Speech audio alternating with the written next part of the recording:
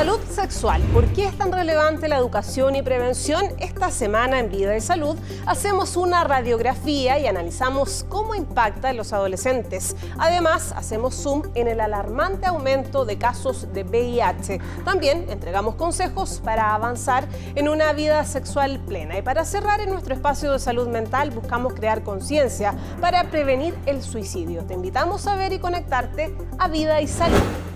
Hola, ¿cómo están ustedes? Bienvenidos a Vida y Salud, el espacio vinculado al área médica y bienestar de T13 en vivo. En 2010, la Organización Mundial de la Salud proclamó la conmemoración del Día Mundial de la Salud Sexual cada 4 de septiembre. Con esto se busca generar conciencia acerca de los derechos sexuales para tener una sexualidad sin discriminación y que no afecte nuestra salud. Respecto a las cifras, desde Clínica Alemana cuantifican que actualmente hay un inicio más tardío de la sexualidad. En ese sentido, más de un 40% de los jóvenes inicia su vida sexual en la adolescencia. En un 54% aumentó el uso del condón en la primera relación sexual y en un 80% se han reducido los partos en este grupo etario. Está demostrado que los adolescentes que reciben educación sexual retrasan el inicio de su vida sexual, usan más preservativos y tienen menos parejas sexuales. Sin embargo, la alta cifra de contagio de VIH pone en alerta a nuestro país. ¿Cuáles son los desafíos? Revisemos lo que dicen los especialistas. Hay una disminución importante en el embarazo en adolescentes. Había un aumento muy importante en el uso de preservativos, condones, en la primera relación sexual, y eso sí está cuantificado en Chile. O sea, antes eso no existía y hoy en día en una primera relación sexual los jóvenes chilenos, un 80% usa preservativo. Entonces tenemos muy buenas noticias de lo que ha sido abrir y hablar sobre salud sexual en jóvenes y adolescentes y en la repercusión. Por ejemplo, si vemos la generación de adultos, el uso de condones es mucho más bajo que la generación de jóvenes. Entonces, de alguna manera, hay una conciencia de tomar esto de una manera más sana. La notificación obligatoria más frecuente en Chile es el VIH. Lejos la que más tenemos en este momento es VIH. Le gana a todas las otras, le gana a sífilis, le gana a todas las demás. Tenemos una epidemia no cuantificada de virus papiloma y de clamidia, que probablemente son mucho más altas porque no tienen todavía este sistema de notificación obligatoria, pero son en todas las muestras mucho más alto el virus papiloma y la clamidia que el VIH en adolescentes y jóvenes. El virus papiloma, afortunadamente, en mujeres se está erradicando porque ya el grupo de adolescentes que fue vacunada ya llegó a los 18 años, así que estamos bien, así que nos va a quedar fuerte para trabajar los próximos años la clamidia y el VIH.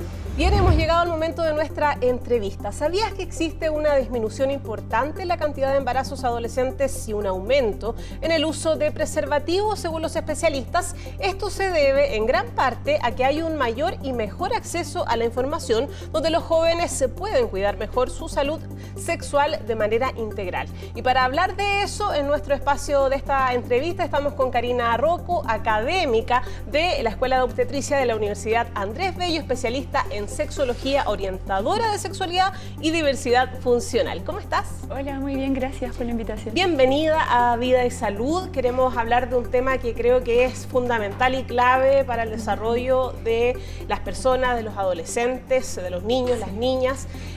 Primero partamos de lo más básico, porque ¿qué entendemos por salud sexual? Y si pudiésemos hacer un resumen de cuál es el escenario actual en Chile, más allá de las cifras, sino que la percepción que existe hoy. Bueno, la salud sexual, según la Organización Mundial de la Salud, se parece mucho a la definición de salud general, el bienestar físico, emocional, social y cultural, pero es enfocado hacia la sexualidad. Entonces esto implica poder vivir una vida, una salud sexual libre de coerción, libre de prejuicios, libre de acciones violentas también, en todos los sentidos. Así que eso sería más que todo como el concepto de salud sexual. O sea, implica todo, es multifactorial. Es multifactorial, claro. No es solamente biológica, no es solamente fisiológica, sino que también implica como nuestro entorno, como lo social, como cómo lo económico, cómo lo político puede influir en cómo uno vive su sexualidad. Durante mucho tiempo se ha hablado bastante acerca de la necesidad de que la educación sexual, por ejemplo, esté presente en los colegios, en los establecimientos educacionales como base para la formación de los grupos de estudiantes. ¿Por qué esa información es tan relevante y tan clave para el desarrollo? Es porque la sexualidad se desarrolla, muchas veces cuando hablamos de sexualidad la gente cree que parte la vida sexual cuando uno tiene un inicio de actividad sexual. Sin embargo, la vida sexual parte desde que uno se empieza a conformar como persona, desde que yo empiezo a identificarme como niña, niño, o también hoy tenemos la opción, ¿cierto?, de identificarme como niña, no binario. Por lo tanto, es mucho más amplia. La educación sexual debería estar ya desde los colegios porque también implica cómo formamos vínculos, cómo yo me relaciono con el otro, cómo yo le pido algo, cómo yo formo amistades, cómo yo voy a mantener mis vínculos de forma segura, quizás de forma más evitativa, hablando también un poco de apegos, y cómo yo construyo los vínculos es algo que se puede hablar desde que somos pequeños. Cuando hablamos a veces de las personas de, tú fuiste al kinder, aprendiste a compartir, también estamos hablando de, aprendiste a compartir también con tu pareja en la sexualidad. Claro. ¿Y qué pasa con los adolescentes en ese sentido? Porque sin duda la adolescencia es una etapa también que de alguna manera te determina para el futuro, o uno vive muchas cosas, ¿no? Claro. Y hoy día los adolescentes se enfrentan sin duda a múltiples herramientas también que de una u otra manera los ayudan a estar un poco más conscientes, ¿no? Claro. Porque hay acceso a la información. Exacto. Hoy día existe un mayor acceso, afortunadamente, bueno, se accede a múltiples ámbitos de educación sexual, ¿ya? Porque, bueno, de hecho, cuando las personas dicen que en el país no existe educación sexual, hay un poquito de error en esa frase, porque sí nos enseñan cómo comportarnos, o sí nos dicen qué hacer o no hacer. Cuando yo guardo silencio, también es una forma de educarte sobre que de eso no se habla, por ejemplo. Entonces, en la adolescencia, cuando uno pasa como por esta etapa, puede encontrar distintas fuentes de información que van a ser basadas en amistades, puede ser basada en la pornografía también, pero afortunadamente hoy también existen a través de distintas redes sociales, TikTok, Instagram y otras redes, personas profesionales que también están educando. Por lo tanto, también los jóvenes están teniendo un acceso a una educación diferente a la que nosotros pudimos acceder desde nuestras casas, ya que redes sociales no tiene como este filtro o esta prohibición de, por ejemplo, antes de acceder a la pornografía, por decirlo así. Y eso sin duda repercute finalmente en cómo actuar, en cómo cuidarse, por ejemplo, en cómo prevenir un embarazo adolescente, que son temáticas que sin duda siguen, o realidades que siguen estando, pero que anteriormente se veían con mayor prevalencia. Exactamente, de hecho ahora la población joven ha aumentado su inicio de actividad sexual con el uso de preservativo. Más de un 50% de los jóvenes hoy inicia actividad sexual con preservativo, y no solo con preservativo, sino que también con algún otro método anticonceptivo, cosa que antes no era tan trabajado, tan actuada, porque además antes el acceso para poder llegar, por ejemplo, quizás a un consultorio a pedir un método anticonceptivo era mucho más compleja que hoy en día. Afortunadamente el sistema de salud ha ido trabajando también para poder hacer una mayor integración de los jóvenes hacia el sistema de salud y poder mantenerlos por más tiempo. Aún sigue muy feminizado, sí, esto. O sea, eso bueno, hay preservativos para hombres, ¿no? Pero claro, no de forma masiva, no se usan tanto. Claro, lo que pasa es que están los preservativos... O sea, digo, hay uno que es femenino, perdón. O interno, que también uno le llama a veces, ¿cierto? Y está el masculino o de pene también llamado. Claro. Puede ser de ambas formas. O externo también, es que va a depender de la identidad de la persona, como también le quiera llamar al método anticonceptivo, ¿ya? Pero sí, ahora existe mucha diversidad, y no solamente para penetración vaginal o penetración anal, sino que también existen ahora condones de dedos, por ejemplo. Claro. Porque de hecho la última encuesta del INJU incluye también la actividad sexual, inicio de actividad sexual no solamente penetrativa, sino que también no penetrativa. Y esto fue un gran cambio también, ¿ya? Dentro de la encuesta. También existen métodos de barrera para sexo oral. múltiples. ¿Y qué desafíos crees tú que nos queda a nosotros como país? Hoy día se conversa mucho más, nosotros lo estamos haciendo en este preciso momento y le estamos dando espacio a un tema que no siempre se toca, ¿no? Pero hoy día se habla más también en la casa, en la misma familia. Es mucho más común que un papá o una mamá le diga, oye, toma, cómprate el condón, preservativo. Exacto. Hoy se conversa más sin duda en las familias, pero hay desafíos todavía. Pero hay desafíos todavía porque aún existen limitantes al hablar, aún existe mucho el educar, el oye, cuídate, pero el cuídate, ¿qué significa detrás? O sea, ¿qué significa cuidarme? También en los colegios existe mucho prejuicio. Hay un estudio de la Universidad Católica, es un poco antiguo y así, creo que es del 2012, 2010, donde hablan de que, por ejemplo, en docencia, cuando se hacen las clases de biología, que son las más cercanas a educación sexual, muchas veces, dependiendo de la visión del profesor que tenga o los prejuicios que tenga, va a enseñar las clases de educación sexual de forma diferente. Entonces yo creo que aún falta en eso, porque independientemente de la vida que yo lleve o de mis decisiones de salud sexual, yo debo aprender a respetar también las decisiones de las personas que están al frente. Y posicionarme también en su lugar, ¿ya? Porque puede tener creencias distintas, posturas diferentes, proyectos de vida también distintos, porque al fin y al cabo cada persona vive la sexualidad de forma tan personal que existen muchas formas de vivir la sexualidad, no existe solo una, y aún seguimos imponiendo quizás solo un tipo o modelo de cómo vivirla. Y sin duda el rol también de los profesores y profesoras tiene que ver con eso, ¿no? Con ir actualizándose y tener conversaciones con sus alumnos. Yo me acuerdo que cuando yo era chica nunca tuve una clase de educación sexual y uno lo va descubriendo finalmente en el camino, todo lo que eso conlleva. Por eso es tan importante, ¿no? Sí, y sobre todo en la adolescencia, que es cuando uno aprende, como te decía antes, o sea, uno en la infancia se vincula con su entorno más cercano, que es su entorno familiar, y por lo tanto los vínculos los forman desde tu familia hacia ti. Exacto. Desde la adolescencia yo aprendo a formarlos desde mí hacia afuera. Entonces, si es que no hay una buena educación sexual desde antes o buena información de cómo formar vínculos, yo los vínculos los voy a formar hacia afuera ya con errores o con fallas o con malas prácticas que en mi edad adulta va a ser muy difícil cambiar o van a estar ya tan reforzadas en mi vida que también puede ser muy difícil que yo las vea como malas prácticas o riesgosas. ¿Y cómo se complementa? Claro, cuando no tuviste esa educación cuando más pequeño y sales al mundo, ¿qué rol juega también ahí la familia al momento de darse cuenta que su hijo o su hija sale al mundo y empieza a compartir con los demás, quizás sin tener todo el conocimiento? Ahí también me imagino que tú podrías recomendar ciertas prácticas para acercarse también. Bueno, yo lo que le recomiendo a todas las familias es hablar las cosas sin temor. O sea, de a poco hay que ir aprendiendo a dejar los temores. Así como cuando a veces me gusta comparar en clases, es mucho, sobre esta práctica de le enseñamos a las personas a cómo ocupar el cepillo de dientes desde que son pequeños de forma correcta. O sea, incluso los papás le dicen, mira, yo acá tengo un cepillo, mira cómo me cepillo los dientes, voy a ver cómo lo haces tú. Es cierto, yo no puedo llegar y quise demostrarle con mi cuerpo, obviamente, a mi hijo cómo se ocupa algún método de barrera, pero si hay otros métodos, si yo no encuentro las formas de cómo poder educar y no tengo las herramientas para poder comunicarme, también acercarme a un profesional. Me puedo acercar a un profesional, por ejemplo, de matronería y preguntarle, o sea, llevar a mi hijo, hija o hije a un centro de salud familiar, o si es que, por ejemplo, si es que FONASA, si es ISAPRE, con un profesional que sea privado, pero también buscar un profesional que entregue información si es que yo no me siento en las condiciones de poder hacerlo, porque es mucho mejor entregar la información a que uno lo vaya descubriendo a través de errores en la vida.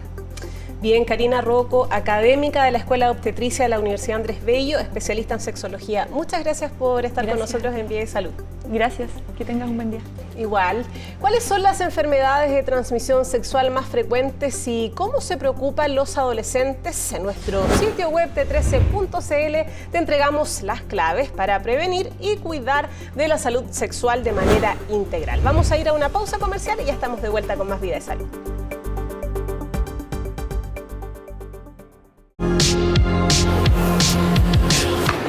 No traje la billetera. pero si mi iPhone... Ahora BCI se une a Apple Pay, la forma fácil, segura y privada de pagar todo desde tu iPhone o Apple Watch en tus comercios favoritos con tus tarjetas BCI Visa. BCI, hoy puede ser diferente. La historia del deporte panamericano está llena de grandes momentos. Últimos metros extraordinarios del equipo chileno. Hay oro para Chile en 4 remos cortos. Felipe, Fabiano Yarzún, Felipe Cárdenas y Roberto Olivaul. El cuarteto dorado de Chile. Ya está aquí la fiesta del deporte. Prepárate para vivirla. Juegos Panamericanos y Parapanamericanos Santiago 2023. Octubre por el 13. 3, 2, 1, Go. Ahora puedes ver todas las señales de 13 Go totalmente gratis. Entretención, icónicas teleseries, realities, cultura y mucho más. Disfruta sin costo del mejor contenido desde tu celular, tablet o Smart TV. Descarga gratis 13 Go. Instala nuestra aplicación y sintoniza Canal 13 de 13 en vivo, Deportes 13 y nuestras señales 13 Go.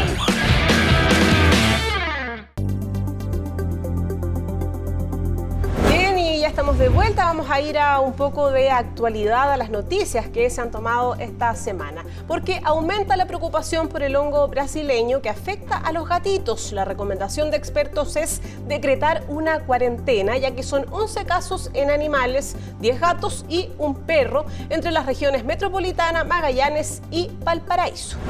Al igual como lo hicimos los seres humanos en pandemia, esta vez les tocaría a los gatos realizar una posible cuarentena. Al menos eso es lo que recomienda una experta en felinos y médico veterinaria de la ciudad de Viña del Mar, ante la llegada de este hongo a la región de Valparaíso, donde el caso de una mujer de 59 años, vecina de la comuna de Concón y diagnosticada con la enfermedad, ha encendido las alarmas. Evitar de que salga, tratar de cerrar las ventanas, por ejemplo, si son terrazas, cerrar la terraza, cosa de que salga de la casa hacia la terraza, pero no al exterior con un contacto con otros gatos. Pero si los gatos con dueños comienzan a ser protegidos dentro de los hogares, la pregunta es ¿qué pasará con aquellos que viven en las calles? Las autoridades indican que estarían trabajando en un plan para frenar la propagación. A la espera de este informe técnico, procederemos posteriormente a nuestro departamento a tomar las medidas necesarias para impedir la proliferación de este tipo de enfermedades en animales. Pero creo que pueden hacer su vida normal,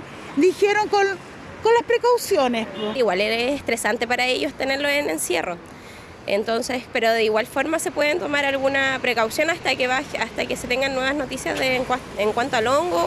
Marco nos cuenta que su gato Ceniza está criado dentro de su departamento. Pese a esto, le preocupa que el hongo igualmente llegue a su mascota. Sería como básicamente una pseudo cuarentena para ellos, como nos pasó a nosotros con la pandemia, que tuvimos que aislarnos en algún momento para evitar que esto se propague. Si hay algo que se sabe del Sporotrix brasiliensis es que es altamente contagioso y por eso si hay sospecha en su mascota, tóquelo con guantes o evite darle besos. Obviamente que existe la posibilidad de que tengamos más gatitos infectados y también otras personas, por lo tanto el llamado es estar atento a la población. Debemos todos aprender, desde los médicos veterinarios, los médicos clínicos, los dermatólogos, los pediatras, los médicos generales, cómo se ve esta infección en la piel de los animales y de los humanos respectivamente y poder iniciar un tratamiento. Una protuberancia en la nariz o heridas en otras partes del cuerpo puede ser el primer síntoma de un gato infectado. El llamado es a consultar ante la más leve sospecha.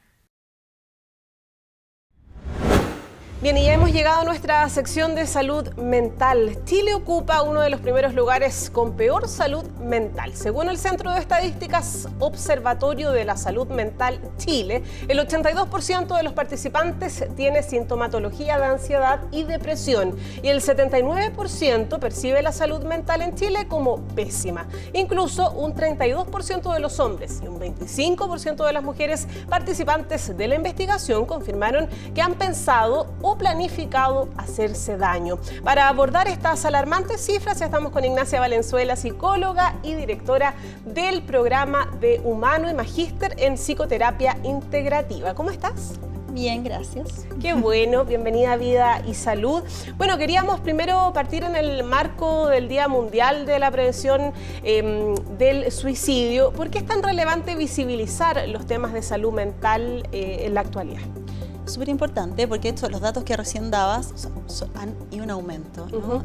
Cuando decías el 32% más o menos de los hombres entrevistados decía que había pensado en hacerse daño, estamos hablando de que es casi 1 cada 3. Es mucho, ¿no? Y la lógica es pensar, qué raro, es muchísimo, pero porque es algo que se vive mucho en silencio. No es algo que la gente converse mientras se toma un café o con los compañeros de trabajo. Entonces es algo que se vive muy de manera interna, pero que los efectos son tremendos. Entonces es muy importante hoy día, no solo en hombres, sino que en adolescentes, e incluso la tercera edad también tienen niveles muy altos, tasas muy altas de suicidio. Y hoy día, considerando también el contexto del país, muchas veces también hay situaciones de crisis económica, son distintos factores, ¿no? Finalmente los que te llevan a tener problemas de salud mental. Lo decíamos, en Chile estamos bastante mal en ese ámbito. ¿Hacia dónde tenemos que avanzar? ¿Qué es lo que falta en nuestro país para poder enfrentar de mejor manera esta realidad? Lo primero, yo creo que es un poco lo que estamos haciendo hoy día, conversar de eso. Sí, porque como te decía, es algo que se vive muy de manera silenciosa.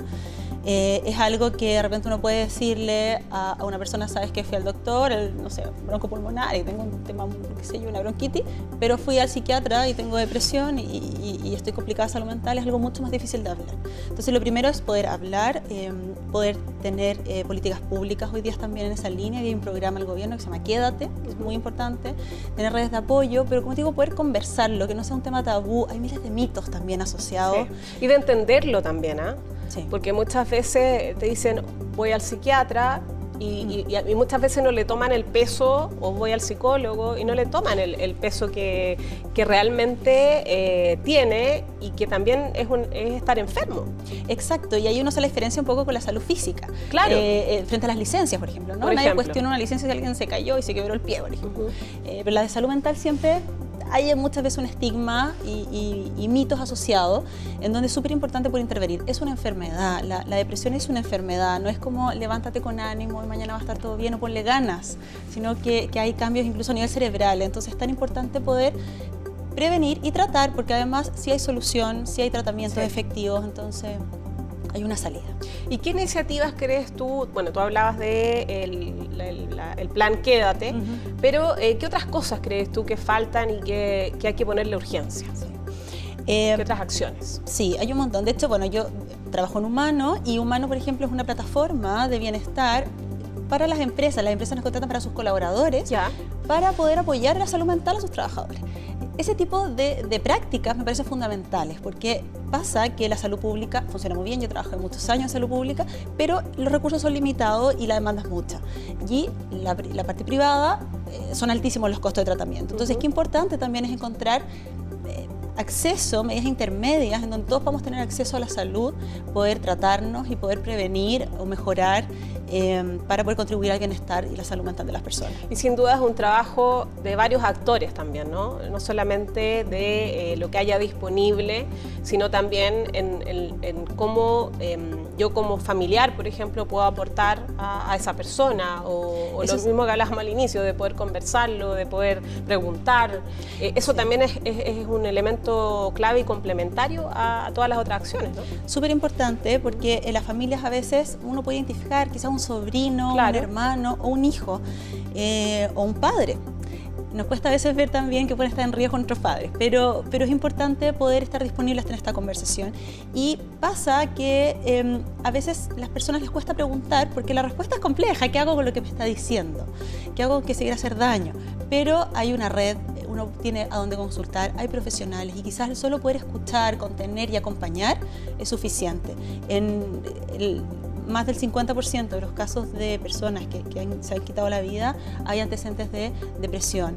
No siempre es así, no es una causa y efecto, pero sí hay algún antecedente de salud mental que considerar, y lo que predomina siempre es la desesperanza. Entonces, poder acompañar a otro, escucharlo, acompañarlo, orientarlo, ya puede ser un súper primer paso para después llegar a la atención con algún profesional. Y por lo general ocurre que las personas, la misma persona protagonista, le quita, digamos, como importancia a lo que está pasando, pasando, porque también hay que saber detectar muchas veces lo que uno está viviendo, como me imagino que también hay ciertos signos que nos llevan a entender de alguna manera que estoy frente a una situación así. Es muy importante poder consultar a tiempo en el fondo, claro, y no ya al final, en donde de todas maneras siempre se puede hacer algo, pero es mucho mejor hacerlo en una etapa inicial. Es importante estar atento, cuando ya levantarme me cuesta las mañanas, tengo insomnio, ya no estoy disfrutando las cosas que disfrutaba antes, cuando tengo estos pensamientos que pueden ser recurrentes, es importante ponerle atención, poder compartirlo y poder tomar hora con algún especialista. ¿Y qué recomiendas tú en esos casos? Sin duda, como tú decías, no es algo que vaya a cambiar de un día para otro, ¿no? No porque alguien te diga, oye, tenés que estar bien, vas a estar bien. Pero muchas veces las personas buscan también su felicidad o lo que los llene, ¿no? Y quizás esa búsqueda también de alguna manera ayuda, ¿no? Sí, claro, es muy importante conectar, ¿no? Como con algo que me dé un sentido, con qué es lo que me gusta, qué es lo que me motiva a levantarme en las mañanas, puede ser desde una mascota también, un trabajo, una familia, pero poder tener algo que me genere un sentido, porque despertar es súper importante también en esta fecha, y por eso este mes, en donde en general hay un aumento de las tasas de suicidio, y tiene que ver con que hay otros que están disfrutando la vida, hay otros que están saliendo, empieza a salir el solcito, los panoramas afuera, y es difícil cuando yo no me siento igual. Sí, entonces obvio. Estar atento a esos síntomas es muy importante. Sí. Muchas gracias, Ignacia Valenzuela, psicóloga y directora del programa de Humano y magíster en psicoterapia integrativa. Muchas gracias. Gracias. Que estés muy bien. Bien, y hasta aquí nosotros con nuestro programa de hoy. Muchas gracias por acompañarnos en este especial de Vida y Salud de T13 en vivo. Nos vemos muy luego con un próximo capítulo. Que estés muy bien.